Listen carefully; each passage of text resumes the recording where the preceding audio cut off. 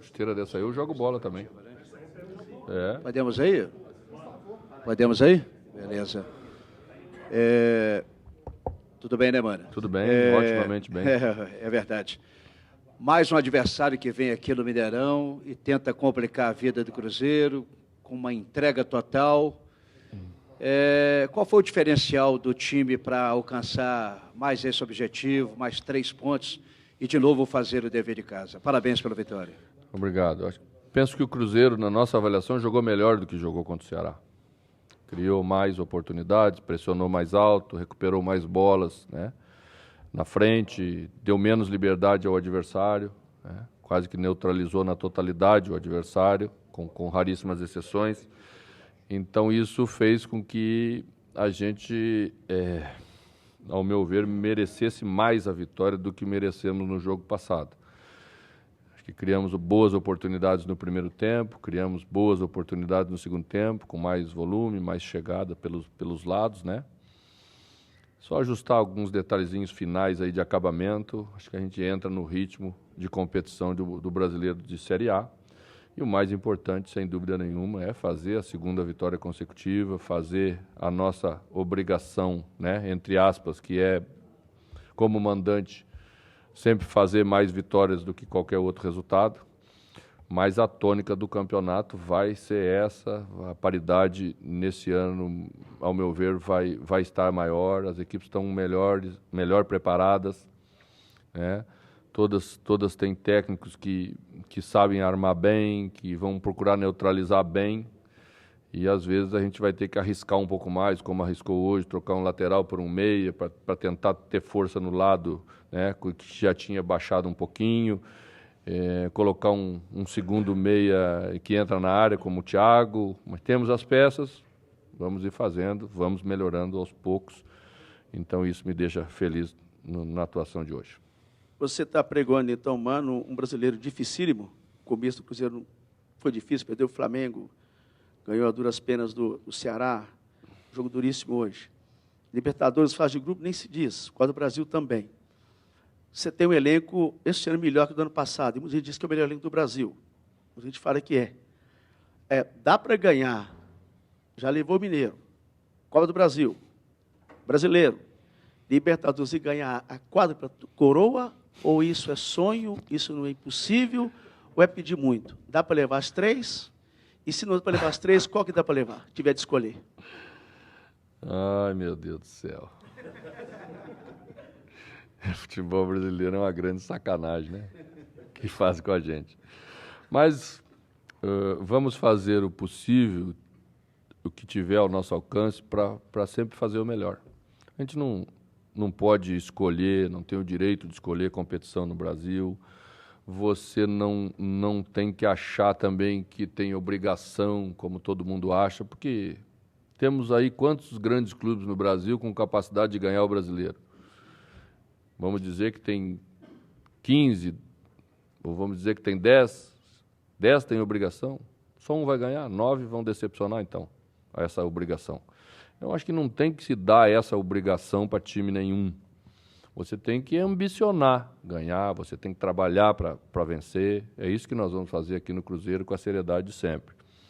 É só olhar os resultados, né? Nós tivemos uma rodada atípica que foi a primeira, onde tivemos alguns resultados largos de placar, e agora você já começou a ver, né, a paridade, até as equipes que vieram da Série B já se ambientaram com a competição, já sentiram o grau de dificuldade, o que é uma Série A. Então, eles, na primeira parte do campeonato, quando a estrutura ainda não fizer tanta diferença, vão fazer jogos parelhos, bem jogados, como nós estamos vendo aqui. Depois, talvez, na segunda parte, quando não tiver um elenco tão qualificado pelo investimento, na hora de substituir, na hora de compor, quando você perder jogadores importantes, aí talvez quem tem uma estrutura leve essa vantagem que a gente entende que possa ter. Mas também tudo ainda dentro de uma teoria inicial que não temos condição de avaliar ainda muita coisa que teremos pela frente, porque só jogamos 3 rodadas, o campeonato está recém-iniciando. Mano, a gente sabe que no Brasileiro o que importa é o resultado. O Cruzeiro venceu 2 partidas, somou aí 6 pontos em casas importantes. Como você disse, o time ia melhorar em relação ao jogo do Ceará. A gente viu que o time apresentou mais. Mas, na sua opinião, você acha que o Cruzeiro ele ainda está, pelo fato desse começo do Brasileiro, está sofrendo um pouco mais do que deveria pela qualificação técnica, com todo respeito aos adversários, que o Cruzeiro tem? Para ganhar os jogos, no caso? O que fez o Cruzeiro sofrer um pouquinho hoje? O gol que nós tomamos, que foi um gol isolado, uma jogada isolada, né? Não foi, por exemplo, o quanto que nós sofremos, o porquê nós sofremos diante do Ceará. O Ceará, nós demos chance ao Ceará, nós demos contra-ataque ao Ceará, nós demos uma penalidade máxima ao Ceará. Então, o jogo teve chances de 2 lados. Hoje, ele teve muito mais do lado do Cruzeiro, que teve o mérito de construir melhor, de já fazer uma atuação melhor. Eu sempre penso o seguinte, né? Quem vence um campeonato estadual, dá uma relaxadinha. Não tem jeito. Você foi campeão. Quem não vence, faz o quê? Continua muito apertado, muito ajustado, entra na competição com uma pressão maior e essa pressão não permite esse pequeno relaxamento. O campeonato estadual hoje, para quem vence, ele produz um certo alívio. Você fez a sua obrigação, você ganhou o estadual, né? E aí esse alívio faz com que você tenha uma pequena queda de produção, principalmente na questão de competitividade, que é o que nós vamos retomando aos poucos aí em cada jogo. Vamos ver aí lá no Beira-Rio, que é a nossa próxima tarefa pelo Brasileiro, se já estamos preparados para fazer um jogo fora de casa, também brigando pelo resultado, como não conseguimos fazer na primeira rodada. Ô, Mano, a gente tem visto, né, e deve ser a tônica ao longo dos 19 jogos que o Cruzeiro vai fazer aqui no Mineirão, times atrás da linha da bola quase que o tempo inteiro. Você sempre falou, né, de jogar, às vezes, com um meia em uma ponta e um atacante na outra. Você pensa também, às vezes, usar 2 atacantes para tentar furar esse tipo de retranca com mais facilidade? O que você pode planejar também para essa sequência do Brasileirão, que a gente já viu que todo mundo vai vir aqui e vai tentar segurar o máximo? Nós vamos ter que encontrar soluções para cada jogo, né? Hoje nós estamos tendo volume de chegada. Então, a substituição não era colocar um outro jogador de beirada. A jogada estava chegando na área. Nós precisávamos era preenchermos a área melhor. E aí, Thiago Neves é um jogador que preenche a área melhor, né? Rodriguinho ainda sai um pouco mais. Em determinados momentos, Fred ficou sozinho para acabar a jogada que chegou muitas vezes. E aí a defesa começa a levar vantagem, porque você tem um zagueiro bom que marca o Fred, você tem um outro zagueiro que fica na sobra, né? E aí não adianta ficar metendo bola na área se você não tem chegada forte. Então, como nós estávamos tendo volume, eu entendi que o jogador que deveria entrar era Thiago para se juntar com o Rodriguinho, que é o que vocês pedem tanto, né? Rodriguinho e Thiago Neves juntos. Então, nessas circunstâncias, já dá para fazer, o time está levando a bola lá, então eu posso fazer. Se o time não estivesse levando a bola lá, aí nós teríamos que encontrar outras soluções, teríamos que colocar um outro jogador aberto pela direita, poderia ser Rafinha esse jogador, tá? Poderia ser Pedro e David, né? Embora Pedro não estava 100% quando entrou no jogo de hoje, e David também não estava 100%. Então, entramos com 70 de cada um. A opção foi por usar um tempo e usar o outro para ter saúde de novo e manter a ideia de jogar com um homem mais agudo só, de flanco, e ter um outro jogador de chegada mais de área. Mano, a gente tem visto nos últimos jogos uma entrada e uma boa produtividade do Jadson. Ele entrou ali na vaga do Orejuela, e a produtividade do Jadson, que entrou ali com essa saída, tem agradado porque estava muito congestionado também esse meio-campo? Orejuela, vocês devem ter visto, já estava dando uma agarradinha no tornozelo, já tinha dado uma puxadinha na ponta do pé, né? Foi um jogador que foi muitas vezes ao ataque no primeiro tempo, né? Segundo tempo, nessa última parte, começou a sentir um pouco a condição, né, de jogador que não joga tantas vezes. E nós tínhamos uma necessidade de continuar tendo um jogador passando aí pela direita. Porque com a entrada do Thiago, Certamente, Thiago não vai fazer a jogada de flanco pela direita, é canhoto, ele vai trazer para dentro, né? Então, trazendo para dentro, tinha que ter um jogador de passagem. Na primeira jogada com o Jadson, já houve um cruzamento com boa qualidade de acabamento, não conseguimos concluir lá dentro da área. Mas deu saúde de novo, né? É um jogador que tem mesmo entrado bem, tem dado muita confiança para a gente de poder utilizá-lo em várias posições. Foi isso que fez a gente trazer aí ele para o nosso elenco.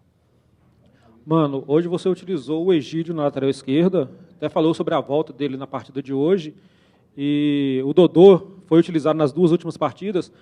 Lateral esquerdo do Cruzeiro é o setor que tem a maior competitividade entre os jogadores, que você não sabe que, no momento, quem será o seu titular ou reserva de acordo com o que tem utilizado Dodô e Egídio. Inclusive, hoje o Egídio deu uma assistência primorosa para o gol de cabeça do Fred. Nós achamos que nós nem teremos que ficar definindo titularidade assim com essa ênfase tão grande em função de tantos jogos que teremos pela frente. Vamos ter que fazer isso mesmo, porque você faz 2, 3 jogos numa sequência aí de 7 dias, no 4º jogo o jogador não consegue render tão bem, porque é necessário defender, passar, para fazer esse acabamento que Egídio fez hoje, que é a grande marca, né, da sua característica, mas aí teremos Dodô para poder fazer isso, que também tem uma qualidade muito boa. Isso também vale para as outras posições, né? Eu tenho usado Edilson e Orihuela nos últimos jogos também com bastante alternância, para você ter essa chegada na frente, para dar condição para a equipe ter força, né? Principalmente nos jogos em casa, onde você tem que propor mais. E aí você se expõe mais, porque a recomposição tem que ser muito rápida, né? Porque o adversário está com as suas linhas bem baixas, recupera a bola, você pega um jogador que nem Michael, que tem muita velocidade, depois entrou Renatinho, que tem muita velocidade, né? São jogadores que, se você não cuidar, eles vão trabalhar nas costas dos teus laterais e eles têm que estar com muita saúde para não deixar isso acontecer. Então, a ideia é essa, né? Agora vamos ver para o jogo do Emelec, que é daqui a 2 dias, né? Então você vê que você faz um jogo forte, tem outro jogo forte de Libertadores, que é muito mais intenso, que o corpo a corpo ainda é mais forte pela característica. Os equatorianos são muito fortes fisicamente, eles vão exigir bastante num jogo aí de corpo a corpo com a gente, e nós temos que ter condição de dar essa resposta para manter essa belíssima campanha que nós estamos fazendo na Libertadores. Pois é, mano, até sobre isso, você falava já depois do jogo contra o Ceará que o objetivo era fazer os 6 pontos nesses 2 primeiros jogos dentro de casa, o objetivo que foi cumprido. Agora, o que o torcedor pode esperar na quarta-feira, já que o objetivo é tentar confirmar a primeira posição geral da Libertadores, que é a posição atual do Cruzeiro? Como o pessoal disse, como eu gosto muito de empatar, eu acho que o empate dá a primeira colocação aí para a gente, praticamente, né?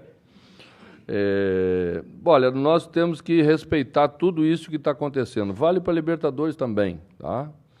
Nós não vamos sacrificar um jogador ou vamos arriscar. Por exemplo, Dedé não vai jogar, Dedé está com 2 cartões amarelos. Não tem sentido nenhum a gente colocar o Dedé para correr o risco de tomar o 3º e ter que cumprir nas 8º, né? Porque o regulamento faz com que se zere os cartões amarelos para quem não tem uma pena para cumprir. Então, ele é o único jogador que está nessa condição, não vai para o jogo.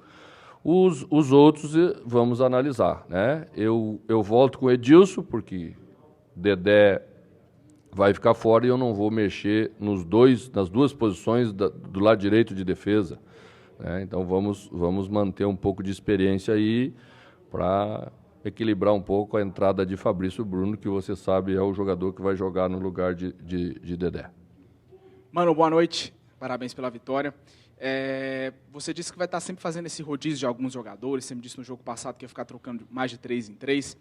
Chegará algum momento, mano, em que você vai definir o time do Cruzeiro como titular mesmo, definir um elenco, ou vai ficar sempre nesse rodízio, entre aspas? Eu não gosto muito da palavra rodízio, que rodízio para mim é de pizza. Eu vou escalar o Cruzeiro. A equipe, a formação inicial vai variando porque é necessário que se faça isso. E eu não estou fazendo isso, com raríssimas exceções.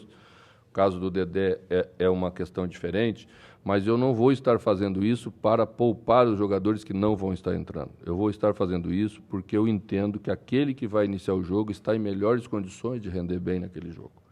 E nós formamos um elenco de qualidade com o objetivo de poder fazer isso com tranquilidade, com confiança. E hoje não tem nenhum jogador no grupo que eu tenha desconfiança ou que eu tenha um pouco de preocupação, não posso colocar nessa hora porque talvez o jogo seja muito grande. Não, não, todos eles estão preparados, todos eles vão poder entrar, e é isso que faz do Cruzeiro uma equipe melhor preparada para a temporada de 2019 na nossa avaliação. Você falou há pouco do Dedé, há a possibilidade também de descansar aí o Fred, que passou em branco nos últimos jogos. E gostaria também, mano, que você comentasse o sorteio, né, que aconteceu essa semana da Copa do Brasil. O Cruzeiro terá o Fluminense como adversário e, em breve, 2 jogos numa só semana com esse adversário brasileiro e Copa do Brasil, né? Pois é, parece que isso sempre acontece, né? Ano passado aconteceu com o Flamengo, acho que nós fizemos um jogo pela Libertadores na quarta-feira, jogamos no sábado, no domingo, pelo Campeonato Brasileiro. O Fluminense é um grande adversário, um adversário que joga diferente do que a maioria dos clubes brasileiros, né? Talvez o Santos e o Fluminense podem ser colocados aí numa proximidade no jeito e variação de jogar. Então, nós temos que depois nos preparar adequadamente quando chegar a hora para pensar nesses 2 jogos. Será uma 8ª de final, né? Vamos tentar chegar às quartas de final, esse é o nosso objetivo agora. Para isso, vamos ter que pensar em fazer 2 grandes jogos diante do Fluminense, porque eu tenho certeza que ele vai exigir que a gente faça isso. A questão do Fred está em aberta, eu vou analisar isso, acho que o Fred está fazendo uma sequência bastante grande. Vamos ver aí. Vamos trabalhar internamente para tomar essa decisão mais adequada possível, exatamente pensando nisso, né? Temos o Sassá, que é um jogador que rende bem, já recuperou a sua condição de força física, está treinando bem. Talvez esteja na hora também de Sassá começar esse jogo aí, talvez possa ser na quarta-feira, deixar o Fred como opção ou até nem levá-lo para esse jogo. Mano, chegamos aí ao mês de maio. A programação do Cruzeiro, aquilo que você imaginou desde o ano passado, no final, no começo da temporada, está tudo dentro do normal? Tem alguma coisa que fugiu um pouco? Poderia estar rendendo mais? Como é que você avalia esses 4 primeiros meses do Cruzeiro? Olha, se nós estivéssemos iniciando em janeiro e eu estivesse concedendo uma entrevista e nós fôssemos abordar que o Cruzeiro ia ter uma derrota em 4 meses, eu ia dizer que vocês estavam todos malucos ou eu estava maluco, né? É muito difícil você conseguir isso, tá? Então, eu estou plenamente satisfeito com a equipe que está fazendo até agora. Eu tenho entendimento e experiência suficientes para saber que se tem quedas, pequenas quedas em períodos, e nós teremos que saber administrar essas pequenas quedas, né? Com uma boa dose de experiência em determinados jogos que às vezes você não rende tão bem, com uma boa dose de humildade para saber que nós não somos os melhores da parada, tem muita gente boa, né? E que se nós quisermos ser melhores, nós vamos ter que estar sempre provando isso lá dentro, seja em competitividade, seja em organização, seja em qualidade de jogo, que é o que dá resultado da vitória, da conquista. Então, eu penso que a gente está no caminho como imaginávamos, talvez até um pouco além do que imaginávamos, mas não pela conquista do Mineiro, porque essa é uma coisa que a gente sabia que estaria ao alcance. Geralmente, você disputa, no mínimo, a final, né? Com raras exceções. Então, estivemos bem, conquistamos o primeiro título, a equipe mantém essa sede por vitórias, que é importante nos grupos, né? Você não se acomodar, você não achar que está bom, você não reclamar de treino. Meu time não reclama de treino, o trabalho está lá, todo mundo se empenha, todo mundo se dedica. Meu time não reclama de escalação. O jogador do Cruzeiro, quando sai, não balança a cabeça. Ninguém reclama de nada, porque sabe que nós estamos trabalhando para o bem de todo mundo e que o companheiro que está entrando no lugar dele é tão bom quanto ele, né? E isso faz parte de uma gestão que constrói vitórias e constrói conquistas. E isso me deixa muito feliz. Ô, Mano, ao final do jogo, o Lucas Silva comentou da situação dele, né? O empréstimo vencendo agora no meio do ano, e foi até escolhido por nós o melhor em campo. O Thiago Reis até comentou do seu voto lá, que desempatou. E qual a importância dessa permanência do Lucas Silva, de tentar isso, e se você acha que vai ser possível? Bom, eu procuro sempre trabalhar uns 2 meses na frente, mais ou menos, né? E o Cruzeiro também tem essa visão. Quando você imagina que você tem alguma coisa para resolver em junho, você tem que começar a trabalhar, às vezes em janeiro, às vezes em abril, né? Porque as coisas são mais complexas, envolve os direitos federativos de um outro clube, de um clube grande da Europa, envolve os interesses do Lucas, envolve os interesses do Cruzeiro. A gente já teve uma conversa preliminar, eu tive uma conversa preliminar com ele, passei aquilo que conversei para o nosso vice-presidente de futebol, e como eu acho que essas coisas são de economia interna, né, vamos mantendo aí essa conversa internamente para tentar fazer isso se decidir sendo bom para todo mundo, né? Acho que o Lucas é um grande jogador, o Lucas é um jogador identificado com o torcedor do Cruzeiro, o Lucas gosta de estar no Cruzeiro, né? Então nós temos um bom caminho andado. Quando as partes querem, a solução é mais fácil, mas sempre vamos depender de quem detém os direitos federativos do Lucas, que é o Real Madrid, e que aí vai ter que ser uma conversa mais para frente. Muito bem. Boa noite.